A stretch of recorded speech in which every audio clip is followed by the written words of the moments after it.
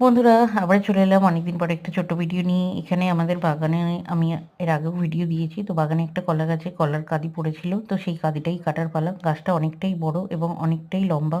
তো কোনোভাবে হাত যাচ্ছিল না। তো মাঝখান থেকে মিডিল থেকে কলার কাঁদিটাকে মানে গাছটাকে কেটেছিল। কাটার পর কলার কাঁদিটাকে সেই ক্যাচ লোপার মতো নিয়েছে। কারণ ক্যাচ না টুকলে কলার কাঁদিটা নষ্ট হয়ে যেত নিচে পড়ে। তো যাই হোক, বল যেরকম ক্যাচ লোপে উনিও বাবু ক্যাচ লোপে নিয়েছেন। এটাই হচ্ছে কাটলি কলার কাঁদি। তো ভালোই হয়েছে। তো ভাবছিলাম বেচে দেবো, কিন্তু বেচবো না। বাড়িতে খাওয়ার জন্য এবং কিছু লোকজন আছে তাদেরকে দেওয়ার জন্য, এবং খুব বড় একটা থোড়ও পড়েছিল, সেই থোড়টাও কাটা হয়েছে। তো কিছুজনকে দিয়েছি এবং নিজেও একদিন রান্না করেছি। এই যে বাবু মশাই যাচ্ছে কাটারি নিয়ে, ওহ বাবা কত যুদ্ধ করতে যাচ্ছে। তো এই কলার কাঁদিটাকে নেওয়াবার জন্যই বাগানের দিকে যাচ্ছে। আমাদের বাগানটা অনেকটাই বড়, অনেক রকমের গাছ আছে। তো আমফানের সময় থেকেই আমাদের গাছ অনেক, আমফান হয়ে যাওয়ার পরে গাছ আরো কমে গেছে। কারণ বেশিরভাগ ঝড়ে তখন যেরকম সবারই পড়ে গেছিল, তো আমাদেরও পড়ে গেছে। তো কিছু কলা গাছ, সবেদা গাছ, আম, লিচু গাছ আছে।